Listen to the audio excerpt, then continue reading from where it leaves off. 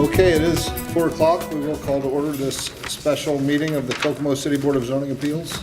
I would ask that if you have a cell phone, if you turn that to silent, please, would be great.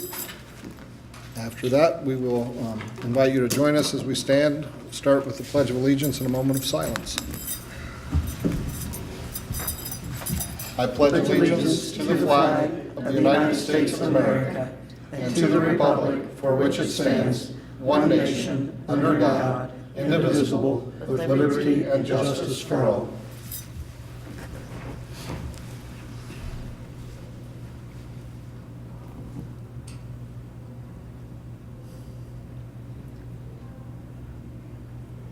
Thank you.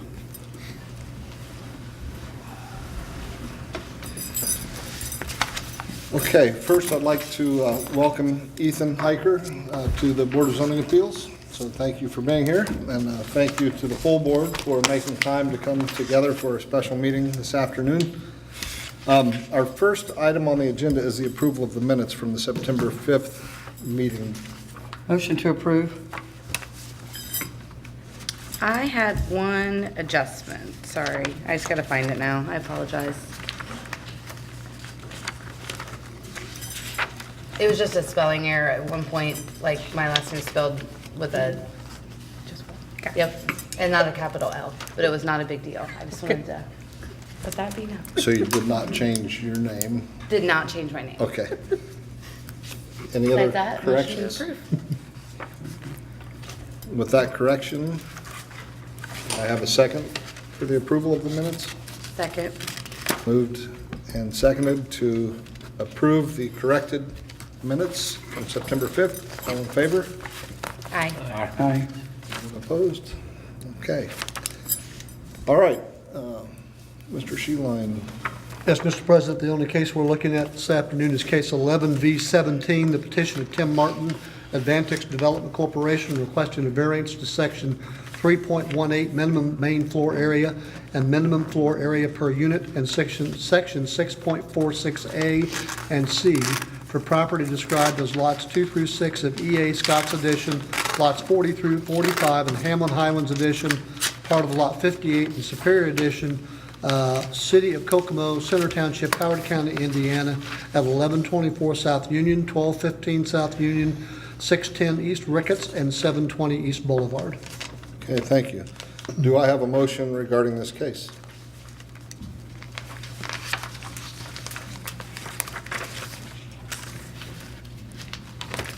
I move that we approve case number 11V17 and adopt the findings of the petitioner as those of the board and make those findings part of the record. Support. Okay, thank you. Have any board members had any ex parte communication regarding this case? No. I have. Okay. Just, do we need her to explain that? Yeah. I'm guessing, okay. In what capacity and with whom? What did you say? In what capacity? In what and with whom? capacity and with whom? Do I have to reveal that? You said you had ex parte communication. Was it particularly related to the Board of Zoning Appeals or as a Plan Commission member? Planning Commission member. Then you didn't have an ex parte Okay. communication with respect to the Board of Zoning Appeals. Okay. So that being said, anyone, no ex parte communication? Okay. If whoever's addressing this case could step to the microphone, please. If you'd state your name and address for the record, tell us what it is that brings you here this evening or this afternoon. Okay, my name is Tim Martin. I'm with the Advantix Development Corporation. We've filed a petition for these variances, which are required to develop the Trailside Townhome Project, 45 units of affordable housing here in the town of Kokomo on the properties that you've read as part of the motion. Do I need to read this now? Sure. Petitioner's request or petitioner's finding of fact regarding the matter. Number one, the approval will not be injurious to the public health, safety, morals, and general welfare of the community. The variances requested will provide for the development of new energy-efficient homes, which will make use of vacant land once used for commercial purposes. Number two, the use and value of the area adjacent to the property included in the variance will not be affected in a substantially adverse manner. This project will construct new energy-efficient homes on vacant land, some of which was used for commercial purposes. This investment will in the community, will invest in the community exceeds, or this investment, excuse me, in the community exceeds $8 million.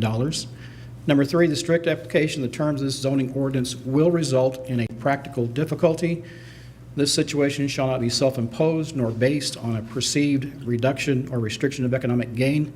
The current zoning ordinance limits the ability to provide much-needed energy-efficient housing in this community. Okay, thank you.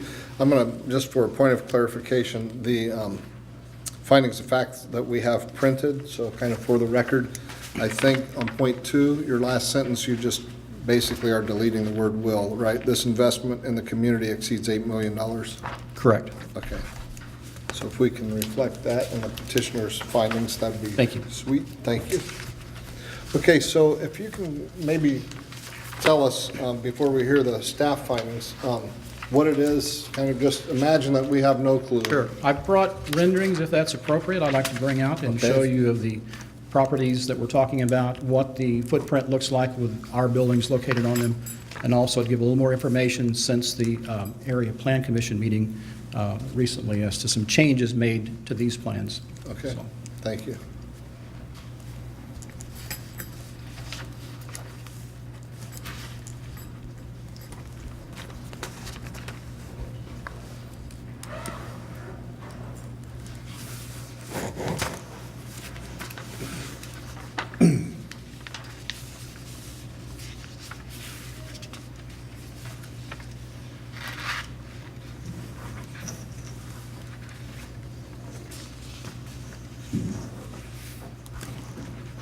I'll look the best way to show these so that everyone can see. I think that's upside down. So again, we're constructing 45 units of affordable housing, 22 of which will be along the Ricketts tracks. We'll call those tracks 1 and 2. 23 will be on the Union tracks. We'll call those tracks 3 and 4. The apartments will be located in proximity to the walking trail. These are brownstone-style walkout units. I didn't bring the rendering, my apologies this time. I think there's a photograph or a representation in your packet of the features that we would use, a stone type of a exterior. The units here in the area that used to be the park are accessible units.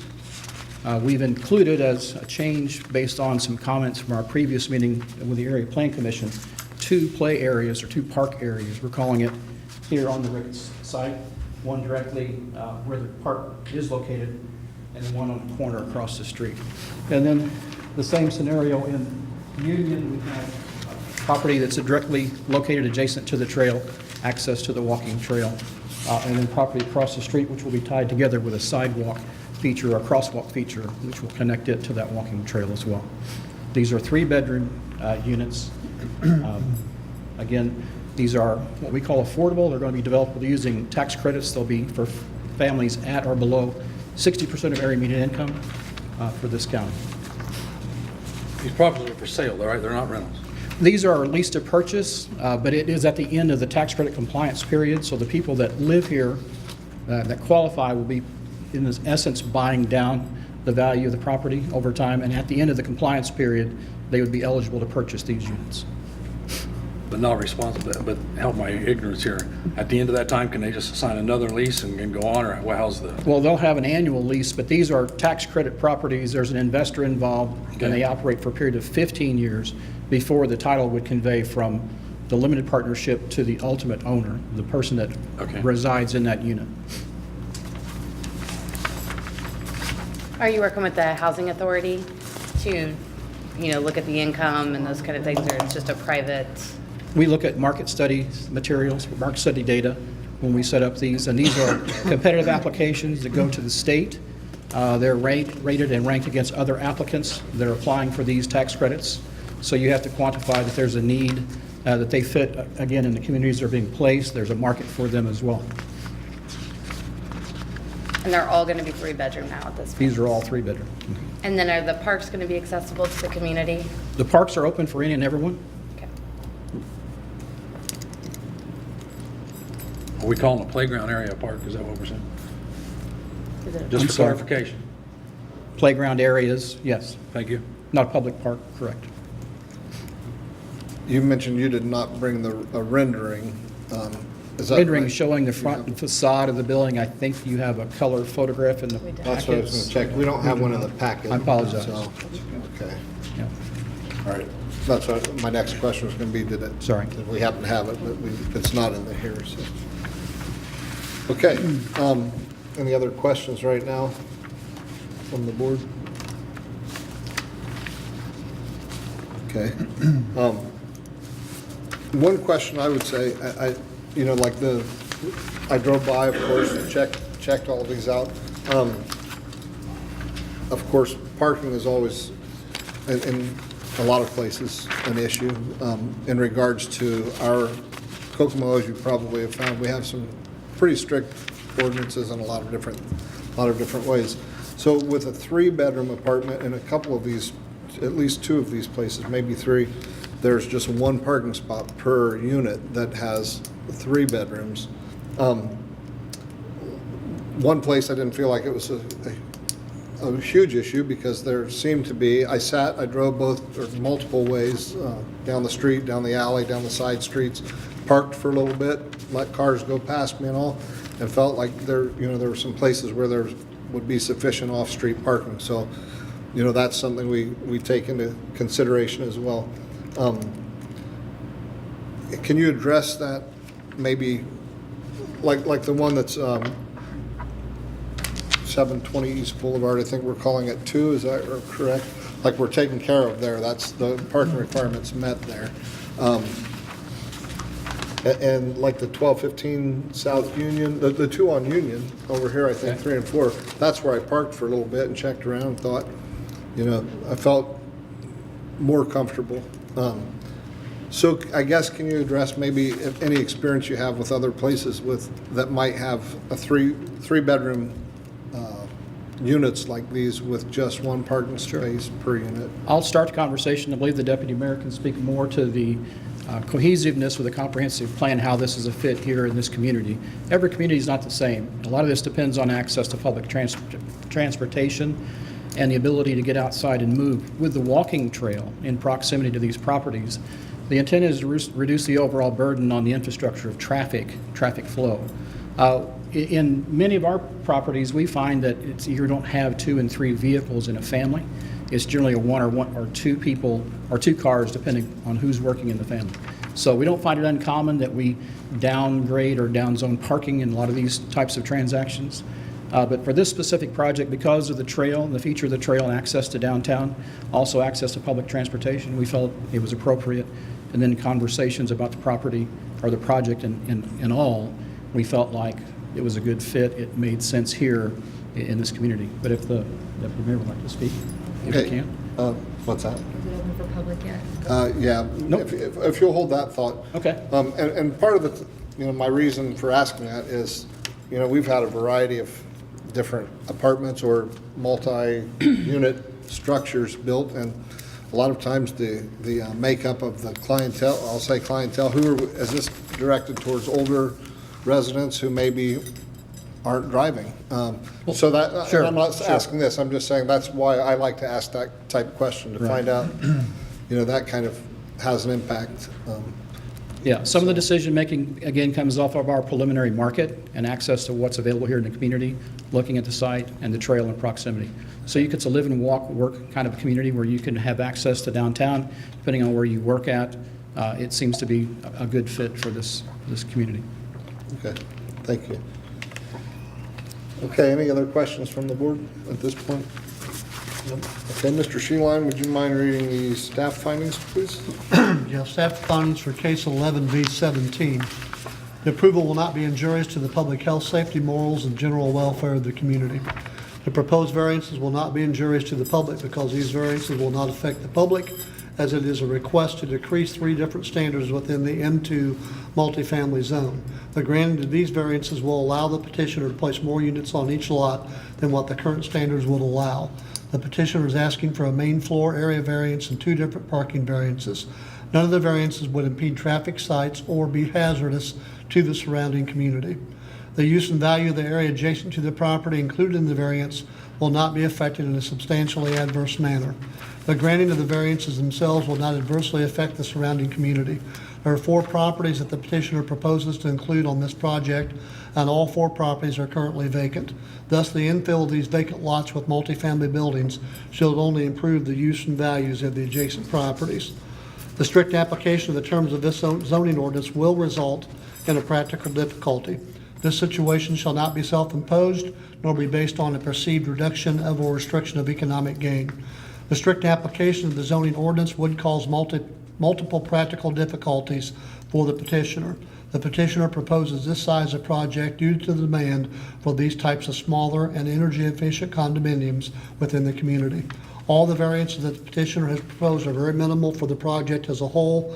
If denied, the petitioner cannot build this size of facility with the specific functions they desire. Okay, thank you. One thing I will point out to the board and the audience, and I'm going to ask the two on my left and right to make sure I have this correct. If this evening, this board says, yep, ultimately votes that we will grant these variances, it still needs to go back to it would need to go still before the Plan Commission, and ultimately there are other steps that follow. And the city council. Okay. Correct. So I just want to make sure that we're. Yes, sir. Typically, when a case comes to this board, we're kind of the last step. So I just want to make sure we're all aware that. Correct. This is not. So, okay, so thank you. Now we've heard the petitioner's findings of fact, the staff findings of fact. Having heard both, do any board members have any questions for Mr. Sheline or Mr. Martin? I got quite a few. If somebody could please go address by address and explain to me what variance we're asking. Is every unit at a given address identical? So at everything at 1124 South Union, are all those units the same square footage?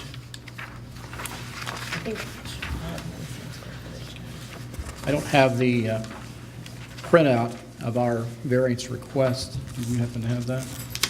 Which specifies which variances by which address. They are not all inclusive. Variances for the parking relate to the sites. The variances for minimum first floor, minimum overall floor are dependent upon which structure. They're at the top. Thank you very much.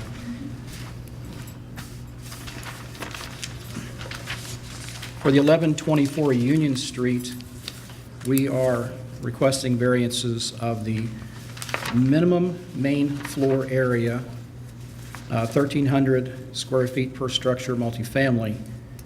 We have vertical structures where we have less square footage on that first floor, but overall, we're within the overall unit requirement. So it's a minimum first floor variance. Mr. Martin? Can you point Yes. those out for us? Can you just point them out for us on that? Sorry. The So we 11, can- the Union Street Thank you. properties. So these are the ones we're talking about. Those, Union Street is 9? There's 23 total on Union Street.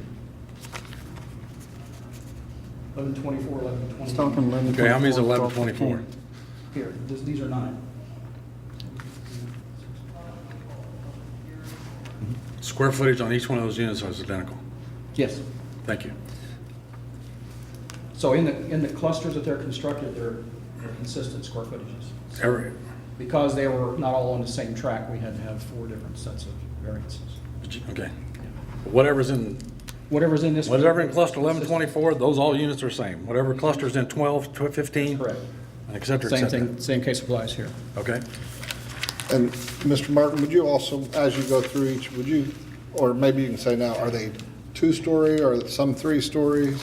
1 story, and then 1, 2, and 3, depending on the brown, what we're calling the brownstones, which are located directly adjacent to the walking trail.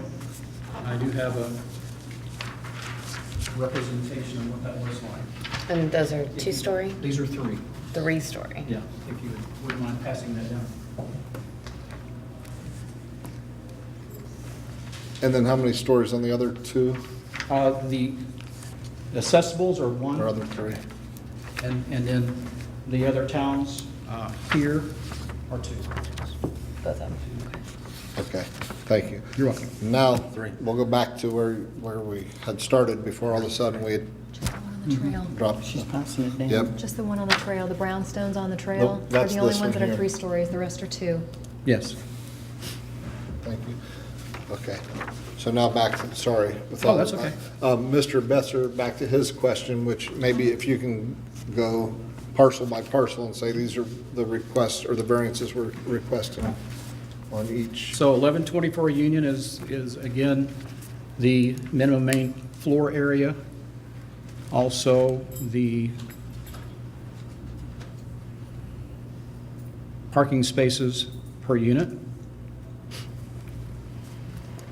So That's to be clear, 11 you're, that's excuse me for interrupting, 1124. you're saying the 52 square foot variances is what you're asking for there, correct? Yes. The minimum main floor area? Is that from, you're going to be at 1248, 1300? Okay, thank you. And then the parking on 1124 is, we don't meet the 1.22 spaces per unit, parking variance requirement. 2 paved off-street parkings per dwelling unit, we have 1.22 spaces per unit. Will the parking spots on all of them be identified like per unit? Or They will won't- we they actually won't. have people kind of arguing over parking spots? Well, they won't be, we don't anticipate assigning them directly, but if that becomes a problem, then we'll address that at that time. We've not had to assign parking per unit or for any individual unit in any other properties. If it comes up, obviously, that's a management thing, we would take care of that at that time. And you've done properties like this before with this lower amount of parking? Correct. Okay. A lot of the, especially in and around near downtown, parking is always an issue. Right, that's why I thought it might be better just to give each place their own parking spot and then offer like a couple visitation spots. That way there's never any worry of, at least each unit gets one spot. Right. We'll look at that with management. Maybe just cut some issues down up front.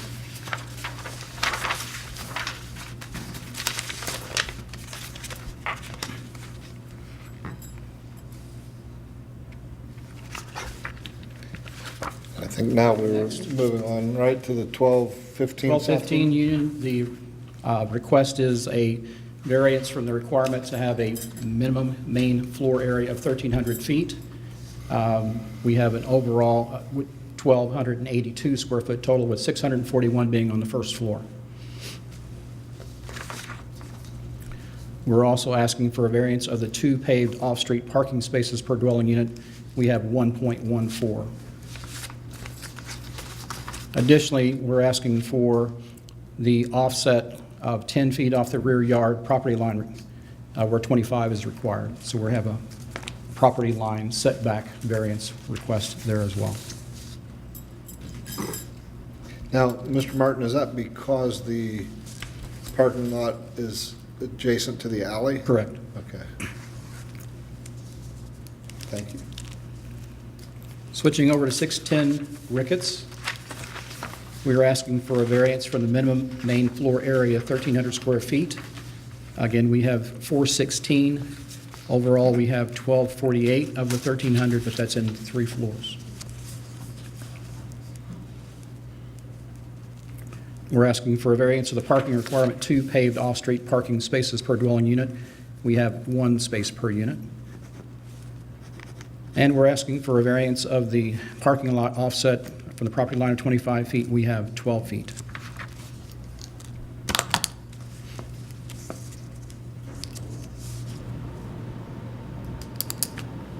So the total variance of parking has never changed? I'm sorry? The total number of parking variances hasn't changed? Well, he hasn't covered the last one, right? The last one. property. Correct. that- The last one has 2. So we'll let him cover that one, and then we'll answer that, if you'll hold that question. And then the last property, 601 Ricketts.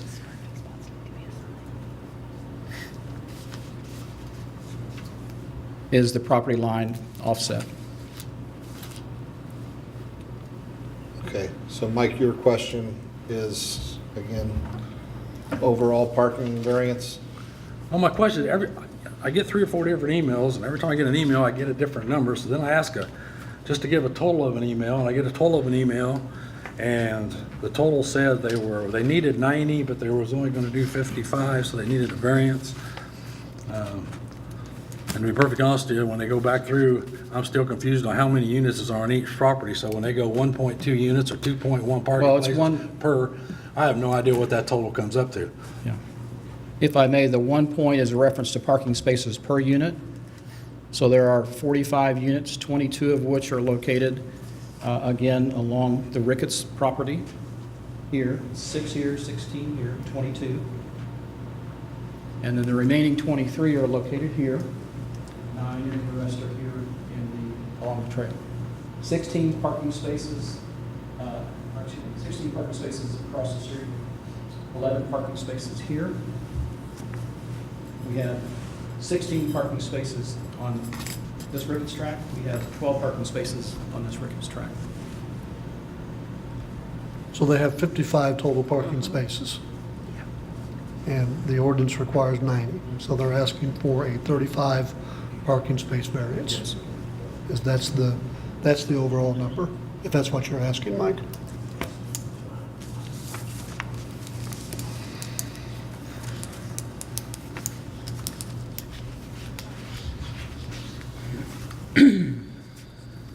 To the Ricketts Street property, does the stairway footprint figure into this 416 square footage? No, it's per- not counted as floor space.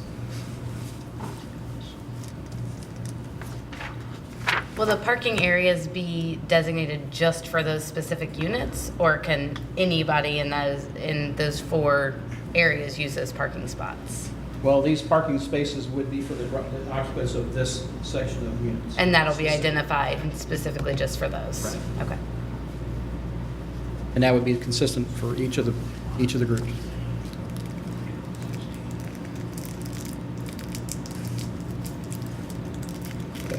Any other questions from the board at this time for the petitioner or Mr. Sheeline? Okay, is there anyone in the audience who would like to be heard regarding this case? Okay, and if so, if you'd please step to the microphone, state your name and address for the record. And I will say at the beginning, if you'd all kind of follow along with us, a lot of times when we have an open mic, we have people repeating the same thing, so we would ask that maybe if you need to come up, you add new information. So name and address, please. Zach Hayworth, 1810 South Purdom. I live exactly 3 houses away from this project. Okay. And anyway, I was just noticing, I believe Mr. Lipsky asked this to the Planning Commission. What exactly, when you guys say affordable living, when they're talking about these family units, are they talking about someone from Chrysler Pay or someone from McDonald's Pay? Who exactly is going to get these? I mean, because the way it's going, I figure it's going to be approved, but I still like to ask questions. I mean, it seems like you got 2 projects going on, so it seems to me like it's going to be a lot of construction, mostly here, because they're trying to adjust for the parking and all that. And it's a small area, really is. So I just want to know, like, is this going to be government funded, or who's going to get these? Well, Mr. Martin, Mr. Martin can answer that. yeah, Mr. Martin mentioned that in his, I think it was, The median income, 60% of the median income. yeah. just 48,000. We'll let Mr. Martin address that one, so we don't mess up your numbers. So exactly, the 60% of the area median income for this county, and forgive me for the numbers, but it ends up at an hourly rate of about $18.50 to $19 an hour. That's figuring 4 people for the 3-bedroom. If you have 5 people, then the income goes up. Every person you add, the income potential for that family goes up. And then I think to address he said it was tax credits is what they'll get. So it's not through like a housing authority. You just apply for those through the state to get tax credits towards purchasing those. Well, in that case, what if Chrysler? In that case, what if Chrysler decides to close up? I mean, because it can go anytime, But I really. think we're all in trouble. We're all, Yeah, I understand that, but I'm just saying, you're gonna have now just a dead you project. can't, you We can't can't look build at, on you what can't look ifs. at development on what might happen in the future. I mean, All right, I well, understand what you're saying, but, you know, you have to continue to move forward, and if that happens, that's something that everybody would. have I a understand that. I work situation. there. I work at KTP, so. Right. And I think on top of that, our hospitals are both really big employers in our community. The city's a huge employer in our community. We have other employers in our community that pay decently well. So we don't always have to just think about. Well, I realize there's also Haynes and also a couple others, a little bit of GM left and all that. But to me, when you mentioned state funding and all that and other things like that, it just gets a little shaky. I mean, that trail, I'm gonna be honest with you guys, I live right there. A couple other individuals live right there. My mom lives right there at that house on the very corner. We see a lot of individuals. We see guys just driving by real fast. I mean, it's a small street. So when the traffic flows and I see individuals just walking, I don't know these guys. I've seen people trip out before. I mean, it's kind of shaky. It's very shaky. Always been a small little neighborhood. We've always known each other a little bit. Got a lot of older people. I just don't see the need for, when you got all these apartments going downtown and all that around town, we get more. Sorry. It's a different class of people. There's different apartments for different income levels. Well, when you say it's going to guarantee safety and making it a better community, I understand that land's not being used right now. But at the same time, we don't have a high crime rate in that area. We don't have a high traffic flow in that area where people are just gunning down. And once in a while, we get some people that just try to cut through that dead end right there.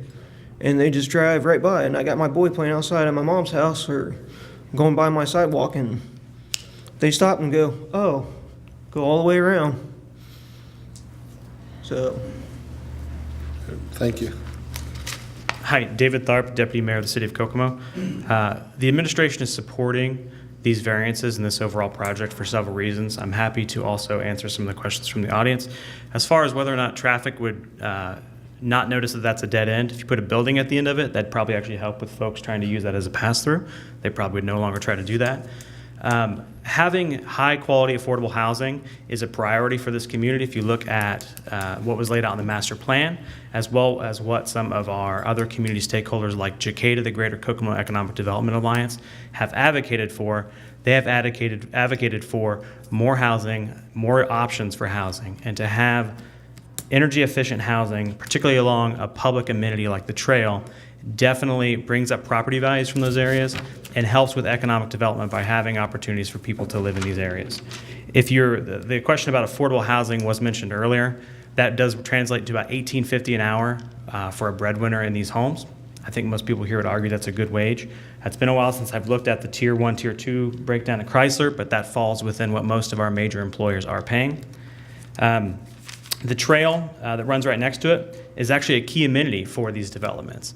One of the things that we are looking at as a community, and this is laid out as well in the master plan and in the economic development literature, is that we have to have public trails and public transportation that is accessing neighborhoods and connecting people to economic opportunities and amenities. With the Humane Society going in near the Ricketts development and some of the other downtown projects and improvements on South Main Street that you see near the Union Street property, you're going to be able to connect folks to those amenities and have families that can get out, walk the trail, get to those amenities as well. As far as the safety of the trail, I ride my bike with my family. I have 2 young children. My wife and I ride our boys up and down that trail multiple times every week. I think we can all be very proud of the quality of that trail and the fact that it gets people out moving, exercising, and really enjoying what this community has to offer. So we are supporting these variances, including the parking minimums, because we have seen in the economic development literature and in the planning literature that parking minimums can often curtail projects like this. What was laid out before was 16 spots. I believe the one that has the most variance is 16 spots for 16 units. That's also going into an area where we are currently working on street improvements on Home Avenue that will provide more on-street parking for residents in that area and for folks coming to visit in that area. So I think that will have a huge impact on that. As far as whether or not this overall project is needed or not, One thing I didn't bring a massive stack of the literature with me, but I will say that the May issue of Governing Magazine, which I think as board members several of you get, the May issue of Governing Magazine this year was actually all about the need for cities to build more affordable housing, and that we've got to come together as communities and as boards to overcome the obstacles to building housing like this that connects people to alternative modes of transportation. This is where a lot of the economic trends are moving, for folks to want to have smaller units directly located on trail networks and on public transportation so that they can actually get their families out and use non-auto modes to get to amenities and to work. So happy to answer any other questions. This funding approval, is it for, does it go in steps, or is the whole thing gonna get funded, or not, you're gonna do it in stages, or? I'd refer those to Tim.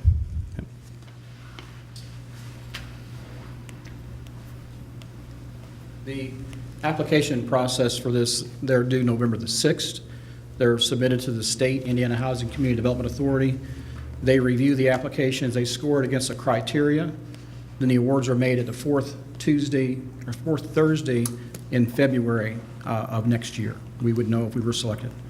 And then once selected, we would go about putting our financing together to begin construction. The awards would be as Kokomo project as a whole. This project in whole, correct. They wouldn't say, you're not gonna, it wouldn't be Ricketts and Union and that. So if That's it's correct. approved, it's gonna be. Trailside Townhomes as a total application is either approved or rejected. Thank you.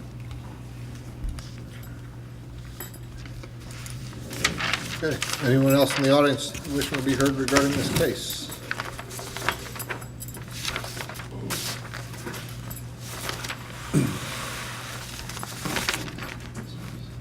I'm Roger Carpenter. I live at 1916 South Bell Street. And I've been, from the get-go, I've been against this because they're saying that this is going to raise my property values. Well, I disagree, with the tax deal that they're going to get. Can they, down the road, turn this into Section 8 housing? Can it be converted with what they're applying for through the state? And that's a question, For him? yes, that's a question someone other than this board can answer. So he's going to come, I think, I didn't know which of the two, but I'm sorry, I didn't hear the question. I want to know if your tax deal that you're getting, can that, on down the road, be turned over to a Section 8?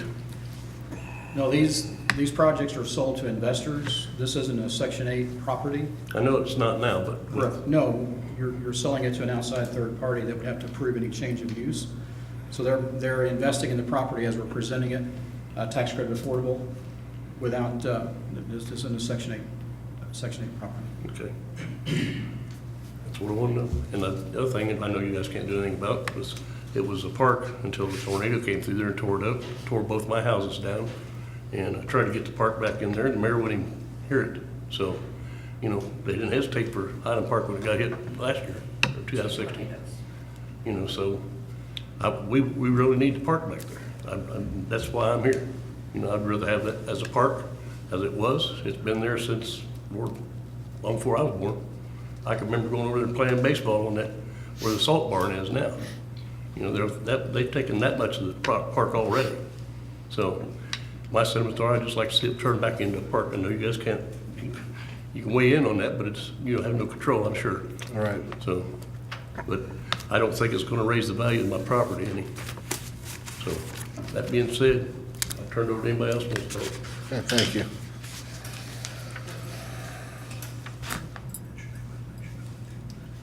Oh, yeah, well, I forgot that. Also, when the tornado came through in 2013, I'm a rental property, it was 1922. Matter of fact, I talked to you about that, about putting a duplex on it. And you wouldn't allow it because I didn't have enough square footage of property. I think it was 10,000 square feet is what you said was required, and I had just under 10,000 on my property.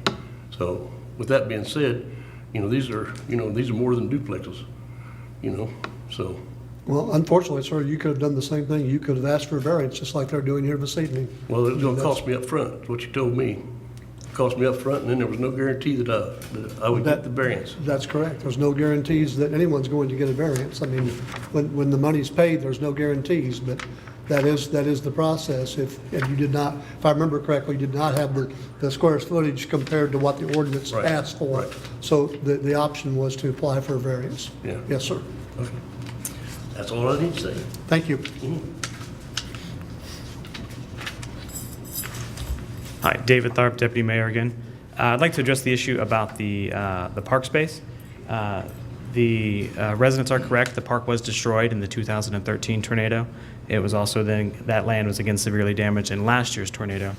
If you look at the park's overall comprehensive plan for parks, it is to focus actually on parks that are focused on the quality of parks and not the quantity of parks. We have about 2 times the amount of parks for most cities our size in the state. For example, we currently have 32, Lafayette has 16. So what we have been doing is we've actually been focusing on making other play amenities in the area.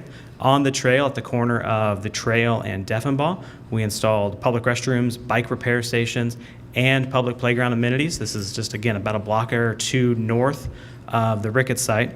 And again, I also want to underscore one point. This isn't an either or. The option of returning that park to what it was from before 2 tornadoes is not an option. The park superintendent is unable to join us tonight. He has a family vacation. But he and I did speak about this, and the Parks Board has not received a series of complaints regarding this.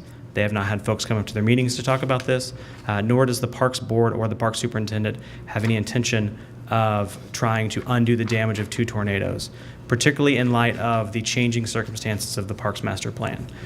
This new use for this land fits in with that, fits in with the Parks Plan and with the city's comprehensive plan and with the Greater Kokomo Economic Development Alliance's economic development plan for our community. Thank you. Real quick on that note, we never got any letters for that. Never. There's no one to ever say anything about that. I asked my uncle, he's a city councilman. He never said he got anything for that. So, here, anybody got any letters for that? You speak up. I did for this one. Yeah. There's a regularly scheduled park board meeting every month. I apologize, I don't have the time and what day they hold it off the top of my head, but it is available on our website, or you could call the parks office.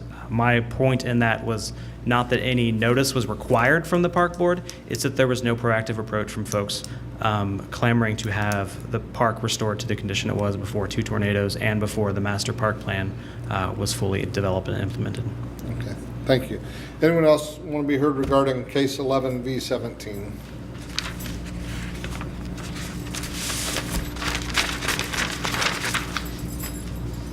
My name is Jim Lipke, 508 East Poplar. Pardon me. Today's meeting was advertised. There was a sign on the Ricketts and the Boulevard properties. It said 7 o'clock, by the way, on the sign. I have pictures of it. So a lot of people in our neighborhood didn't make it because it's at 4. It was advertised for 7, just so you know. Speaking to the affordable section of it, gentleman said that it was targeted at folks with 60% of the median income of Kokomo. I researched that a little bit. Depending on where you look, that is between $45,000 and $48,000, right? 60% of that is between $25,000 and $29,000. So you take out food, clothing, transportation, entertainment, utilities, all that. It does not leave very much money to secure, and I don't know how the funding will come, where they can get a mortgage unless it's assisted. Because the general rule is 30 to 33% of your annual income goes for housing. So you can do the math on that. That comes to about $5,000 to $6,000 left to make payments. And we asked at the last meeting, have you figured out yet what these units will sell for? Can I ask that? You can ask that, and he'll need to come to the microphone. Last time you didn't know. What are these doing with lot? I didn't hear them. Well, how much they'll sell for. And today, I don't know either. We're talking about an event that will happen 15 years in the future, so I can't stand here today and tell you in definite terms what this unit will sell for. That information is just not available today, nor would it be for some time down the road. So that doesn't sound like a good business. You're gonna build a huge complex, but you have no idea what your return is gonna be out of it. That's not how businesses work. You gotta have some idea what you're gonna sell them for. Is that a question or is That is a question. No, that's a statement, I'm sorry. No. So our projects have to be reviewed by investors, by the state governing bodies. They're vetted. We have to provide pro formas. They're determined to be feasible financially and both physically. They make the ultimate decision. So these properties have existed since 1986 all around the nation. So we have no concerns with viability. Okay, thank you. Anything else? Yes. What is the change going to be as far as the variance requested on parking? He's only going to have one space per unit. Well, I think he's got 16 planned on the Ricketts Street, and there are 16 units. And it's set up as 3 beds per unit. Is that 3 people going to have 1 car living there? Right, I mean, he's kind of addressed that. So I think we're. Well, I heard some of that, but he didn't really, I mean, it's going to be a parking mess. They're going to be parking all the way up and down the street. Any visitors come, which people have visitors, most of us do. So Ricketts is just going to be parked full, and it's a narrow street, and you're going to build sidewalks in front of these places that he's building, but there are no sidewalks anywhere else around here. I don't know. Mr. Tharp, we'll let you, it looks like you have an answer. Sure. There were 3 concerns there. The first one I heard was about what 60% of the median income means. That actually scales up depending on the size of your household. So again, since these are 3-bedroom units, those are the numbers that were provided, I believe, were for a household of 1. These will be household figures for about 4 to 5 individuals. That's where that average of $18.50 an hour for a principal breadwinner would come in. The second question, I'm glad the gentleman does understand that there are folks in our community who do need affordable housing. The numbers that he broke down, the other expenses that go on in everyday life, definitely highlight that. That's why actually we are supporting this project, because we firmly believe as an administration that every single person in this community deserves high quality housing for their family members, regardless of their current financial status for their parents. To have children that be able to live in this community, have access to the trail, have access to the Humane Society, the playground equipment on the trail, that is a great asset for those folks. On the last question about parking over on the Home Avenue side, again, to reiterate an earlier point, we are currently making road improvements to Home Avenue, and there will be more public on-street parking sites in this neighborhood than there currently are. Those aren't reflected in this plan because those are public spots. You or your neighbors or any other visitors to the current residence also have to find parking. This will provide more parking for those folks as well. So they'll have to park on Home Avenue to get to it? Yeah. Which means crossing the railroad tracks and the trail. Home Avenue right now does not have. Home Avenue is undergoing right now You said that road you're going improvements. to Yes. create parking. There will be more parking over there. If folks choose to park over there, they can or they can't. And then, like I say, they'll have to walk, depending on which side, they'll have to cross Home Avenue where there's no, the next light is at Hoffer and the other one's at Boulevard. Right, but you're referring to Home Avenue as it currently exists, and I'm talking about Home Avenue after improvements. And I'm saying after it's done, they will still, anybody that parks there will either have to walk across Home Avenue and then across the railroad tracks and then across the trail and then to their apartments. As a person who regularly uses that trail, crossing that trail doesn't seem like it would be that big of an impact if I went to go visit a friend or family member who was living in there. Also, there are folks who cross streets all the time to park to go visit friends or family members or to engage in commerce.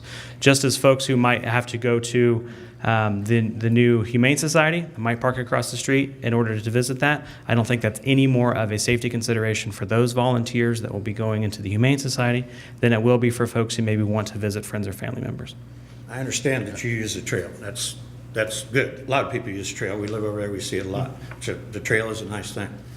But the way it's laid out, there's Home Avenue. Then there's a ditch.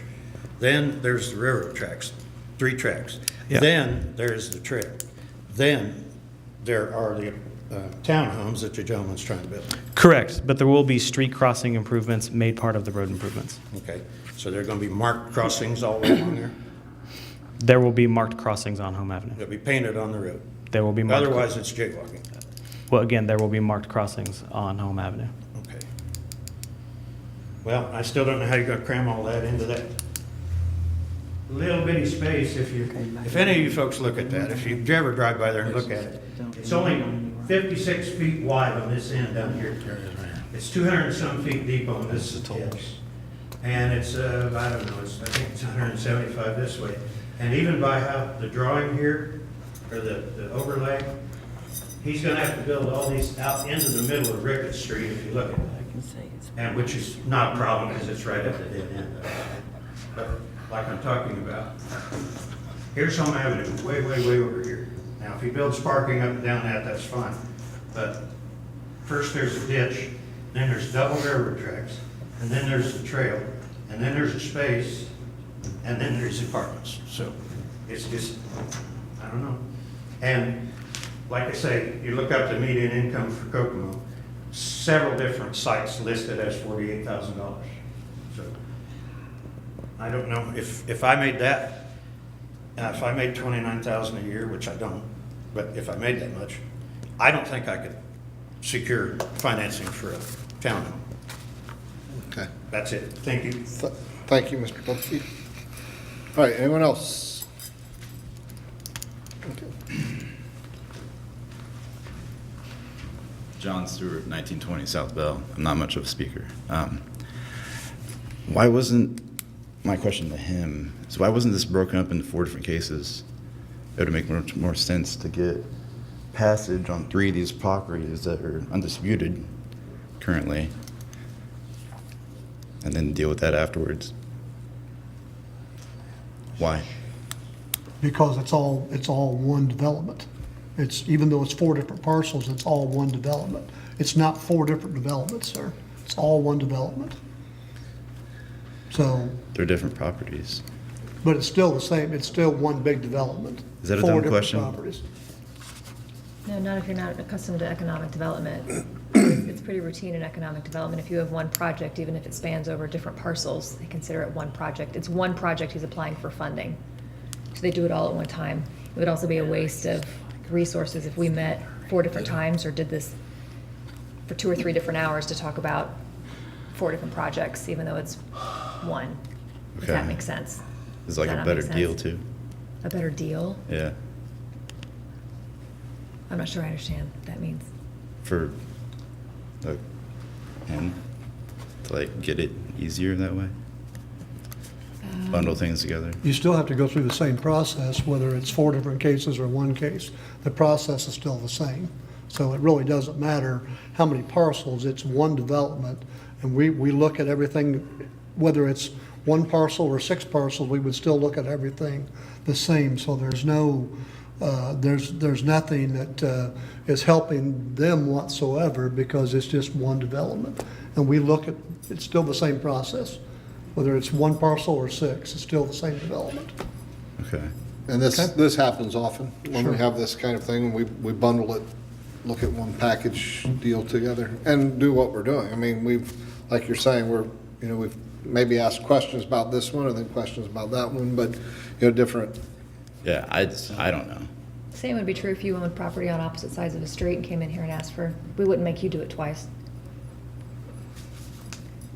If I asked to buy property, No, if you asked for a variance, if you owned properties across the street from one another they didn't touch, we wouldn't make you do it twice. oh yeah. There's gonna be 6 here? 6, like houses?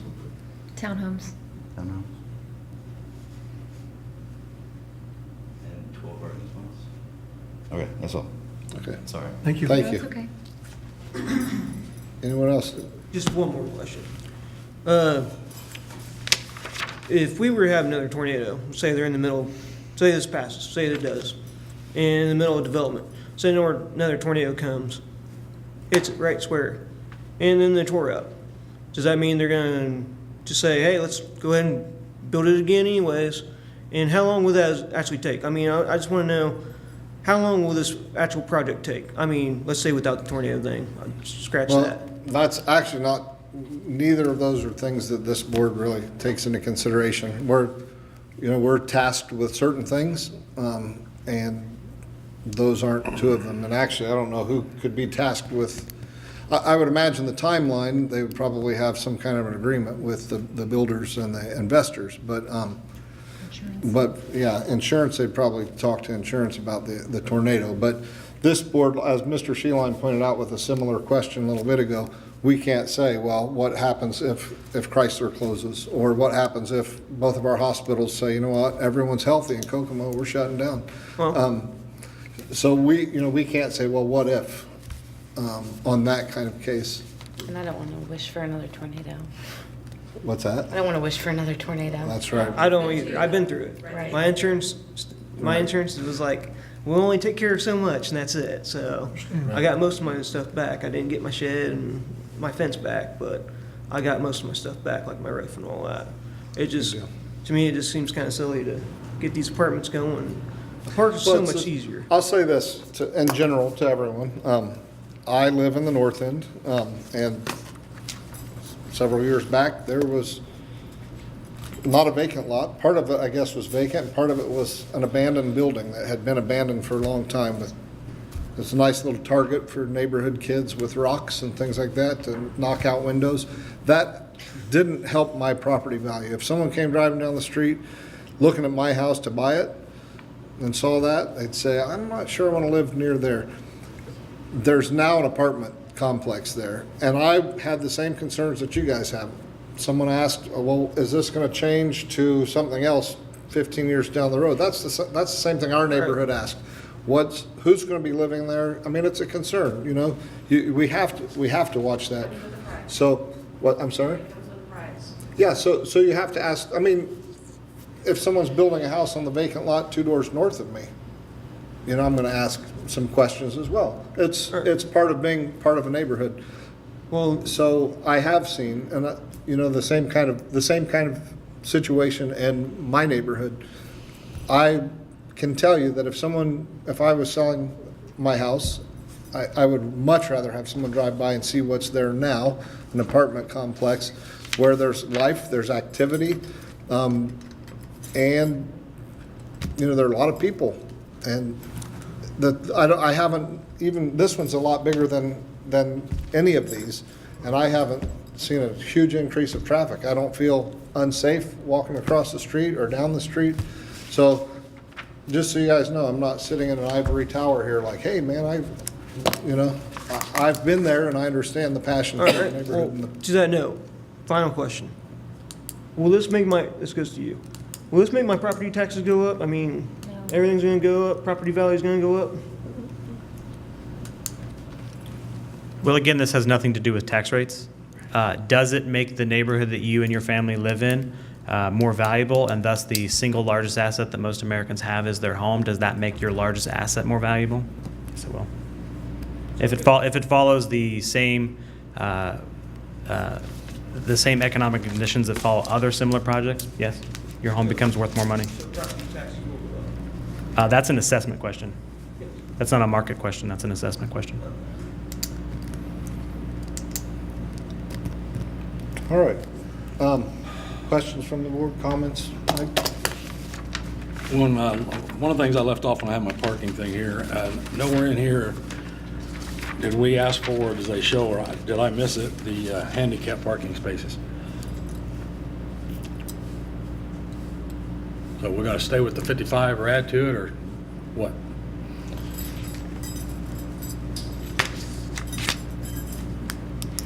The renderings you have before you are preliminary. As we go through for plan design review, we'll have to provide all that information. Right now, we just provided information to give an overview. So appreciate that. it'll be in the parking lot, directly connected to the projects at Ricketts where the ADA units are located. I disagree with that last part. I have the privilege of serving on both of those boards. And it's really hard when you sit on this board and you sit there and you try to listen to what the people's trying to do and you see their vision. And then the excuse is, well, when we get down this far, then we're going to dot the I's across the T's. Well, if you've already got there and there's not enough room. We were dealing with variances for this purpose. I apologize it's not on the plan, but it will be as we develop plans to go forward for design review and approval. But your variance is, your numbers, your 99 and if you use the actual 90 on the new, versus the 55, that would actually be an incorrect number, because if you look at what the set says, you have to add an extra piece for every 8. Am I correct? Yes. So if that's right, We would elongate the parking spaces at the Ricketts property where the ADA units are. The number of parking spaces wouldn't change. We would simply elongate the parking area itself to accommodate. the parking on the brownstones is I'm not real happy with this whole thing, but I've chewed on it and looked at it and weighed the pros and cons and everything else, and everything keeps coming back to the parking. We just sat here and went through within the last 18 months, this board or the planning commission sat down and worked very hard at changing the parking standards for special situations such as nursing homes, assisted livings, et cetera, et cetera. And it seems like every time somebody comes up with another plan, why in the heck do we have it in here? Because everybody and their brother always wants to say, well, I can always squeeze them for 2 or 3 more, and it's not very doggone many parking places for that area. It's awful tight. I mean, everything else is tight, but I guess we'll see when it comes to with a plan approval. But I do have a question with the handicapped. Earlier, you said that each parking was going to be for each building separately. So under ADA, you'll have to have a handicap for each section. You're not going to just have handicapped at the accessible ones, correct? Visitability will meet the visibility standards as UFOS applies. The ADA units, what I was referring to, specifically designated handicap parking for those units. That'll be on that Ricketts Okay. connected. But you'll have handicap parking on the other Correct, parking lots as correct. well? We'll meet Okay. those code requirements. Okay.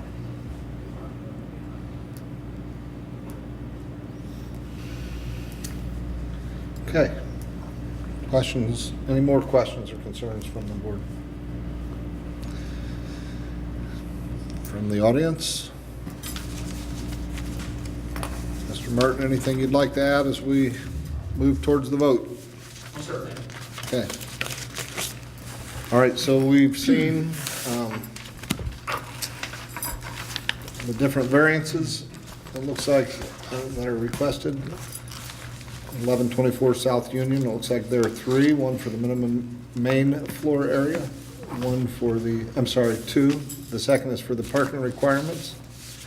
1215 South Union has 3 variances, one for the minimum main floor area, one for the parking requirements, and one for the parking lot setback. The 610 East Ricketts has 3, the minimum main floor area, the parking requirements, and the parking lot setback. And the one referred to both as 601 East Ricketts, also known as 720 East Boulevard, I believe, has just 1 variance requested, and that's the parking lot setback. We had a motion. Do you want to do separate voting or all together? You good with that? What's that we presented? Okay, so all 4 of those, just kind of as a reminder, that's what we've discussed here this evening. They all came together as case 11-V17. We do have a motion for approval, and it has been seconded. We've had our time of discussion. All those in favor indicate by saying aye. Aye. Aye. Opposed? No. So we'll have a roll call.